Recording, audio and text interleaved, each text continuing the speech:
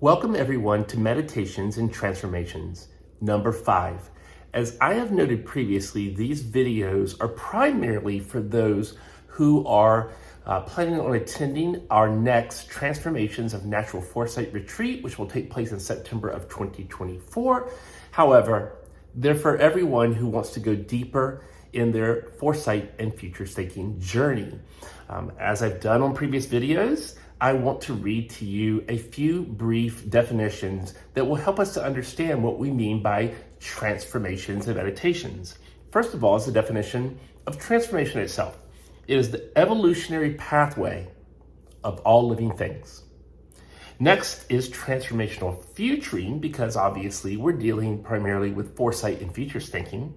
And transformational futuring could be defined as the expansion of consciousness through anticipatory imagination across and beyond time, space, and experience that reveals emerging novelty and transformational realities.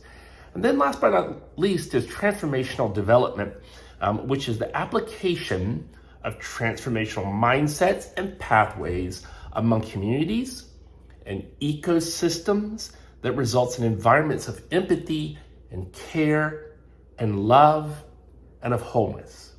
And so right now, I welcome all of you into the transformations and into the natural foresight that belongs to all of us and is in all of us. Now, as I promised last time that we were together, because I've actually missed a week here, I wanted to talk briefly about the sort of the foundations of where we enter when we are at the Transformations of Natural Foresight Retreat. Now, this is just the foundations that we get to build on. And as you're going to hear in just a minute, it gives us this wonderful platform to welcome in so many other ways and tools and mindsets and building blocks that can build on that foundation. It's a beautiful thing. And so we call this Holoptic Foresight Dynamics, or HFD for short. And you can read about this in various places on the TFSX blog or at our Medium page, the TFSX Medium page, or at my brand new Substack called the Dragonfly Pond. And the Dragonfly is very important to Holoptic Foresight Dynamics, as those who have attended Transformations in Foresight Retreat, our first one last year, or the year before, well, in 22, are very aware of the dragonfly as the symbol for Holoptic Foresight Dynamics. So what is this big, hairy term, holoptic? Well, really, when you think about it, it's not that big and hairy of a term. Holoptic, H-O-L-O-P-T-I-C. You all know what optic means, the optics, the ability to see the eye, right? And then the H-O-L, whole, is just like the prefix in holism or holistic, which means the whole of something, like the entirety of it. And so here, when we're talking about holoptic, it's a type of seeing, it's a type of vision that allows us to see the entirety of all that makes up that field of vision, or that could be, I should say, in our field of vision. Holoptic. Humans don't have a holoptic eye physically, biologically. We only are able to see a limited field of vision or a scope of vision. But the dragonfly, on the other hand, has what is known as a holoptic eye, meaning that it covers the entirety of the dragonfly's head. And it's actually made up of thousands upon thousands of these little tiny pixels. There's actually scientific names for this, and you can go look it up in different videos. But all these little pixels, which are almost like little miniature thousands of eyes, are all set together in this big holoptic eye that covers the dragonfly's entire head. And it allows the dragonfly a very special ability to be able to look forward and side to side and up and down, and actually even behind, because remember, it covers the entire head. But that's not even the cool part. It allows the dragonfly to not only do those things separately, but in tandem, or in other words, all at the same time. So imagine for a moment if you could see forwards, backwards, side to side, up, down, all around, all at the same time. What would that do to time and space and the way that you imagine your environment? Well, we can't do that as humans. We physically can't do that.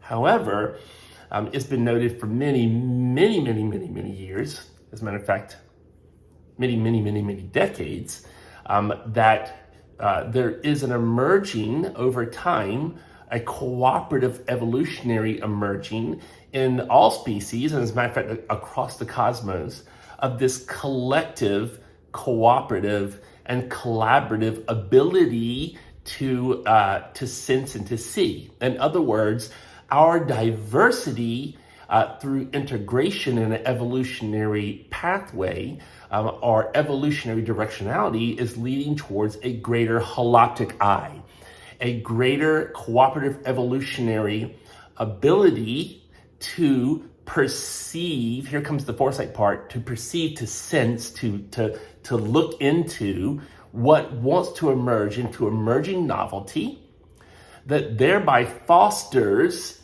or speeds up or motivates a co-creative, and this co-creative is not just human, it's with all agents across the cosmos, and all the agents in our planetary, which are human, non-human, non-biological, technological as well. And we'll have a lot to say about that in the videos to come. This co-creative push towards transformational realities. Let me state the definition of holoptic one more time. Here comes the actual definition of Holoptic Foresight Dynamics. It is the cooperative evolutionary trait, because it's a trait, an unfolding evolutionary trait. It actually belongs to us biologically, psychologically, and sacredly. And we're going to break that down in the videos to come. We're going to keep this one more simple. This we just understand the foundations of what we're trying to get at, and then we'll build on it. So the cooperative evolutionary trait of perceiving, anticipatory imagination, perception of emerging novelty, of what wants to emerge, not of our forced building of systems and saying these are trends and these are trends, but they're trends based on forced systems and not the collective of the cosmos, of what wants to emerge, the prevision, the elemental coming together that makes for emergent, healthy realities across the cosmos. I know I'm still breaking up this definition a lot, so I'll do it one more time. That then fosters the co-creative, or the co-creation, I should say, of transformational realities. That last part is the action part. And in other words, when we understand that we are a cooperative instead of just individuals, this creation, this settler colonial creation of the individual, and it is important, we're going to cover this in videos to come, that we have healthy individuation. But healthy individuation leads to collective, cooperative, and collaborative realities. It doesn't stay individual. That's toxic individualism. That's colonial settler individualism. And it's a toxic brew that's led us to a lot of the problems that we have right now. It's not the only thing, but there's a big cycle, and this is a big part of it, of a reflexive loop. Toxic individualism. So holoptic, the dragonfly's beautiful whole head eye, made up of all the diverse little pixels and nodes, which is me, you, and that person, and that person, and that rock, and that entity, and that, and the consciousness, which is fundamental. We can cover all of this later. All of the cosmic entities that not just human, that we understand a symbiotic relationship, a symbiotic cosmic relationship. Our planetary, it's really cosmic though, it's beyond just planet, but it includes planet, obviously. Jonathan Royson was saying recently, I love this, he said, by the way, you live in space because you live on Earth and it is a planet in space, so you already do live in space. Side note. So, one more time on the definition. Holoptic Foresight Dynamics, a different philosophy of foresight than what we're used to in a consumer-based, corporate-based, and capitalist-based perspective of what foresight or forecasting is supposed to be, and let's identify trends and then let's leverage them, which is object-oriented or noun-making foresight, into a process futuring or verb-oriented foresight, movement and transformation in the cosmos. HFD would be, I won't interrupt myself this time, the definition would be the cooperative evolutionary trait of perceiving emerging novelty that then fosters the co-creation of transformational realities. So as you can see, we could break this down into 3 different videos and sort of attack it that way. That's exactly what I'm going to do. And again, as I said, you can go subscribe for free at the Dragonfly Pond at tfsx.substack.com, and come subscribe and you'll just see articles all the time and these videos put on the Substack as well. Or you can find me and TFSX writing articles on Medium. And if you just go there and look for TFSX, medium.com, you'll find these articles on Holoptic and many more articles. Or you can visit, of course, at tfsx.com, and that's where our blog is, as well as the things that we put up at our learning ecosystem, our learning management system, which is the coolest place of all, my.tfsx.com. That's where all the recipes and the tools and the templates and everything that we have, all of our interview series called Creating Foresight Fueled Action is always there. And as I speak, tomorrow we'll be releasing our interview with Sophie Howe, who was the first commissioner for the future generations in Wales. So I hope that you have enjoyed this first installment, which is actually Transformations and Meditations number 5 on Holoptic Foresight Dynamics. This is how we enter into the Transformations Retreat. But on top of that, all those diverse little pixels in the eye of the dragonfly come in and bring in different things, different models like regenerative culture. And gosh, I just can't even think of all the things that could be brought in that would be on that foundation of a philosophy of the cooperative evolutionary trait. It's evolutionary, it's biological, it's organic, it's evolutionary, of perceiving when we accept that cooperative eye, like the dragonfly eye, we can look up, down, and side to side all at the same time, and we have a quick perception of what wants to emerge.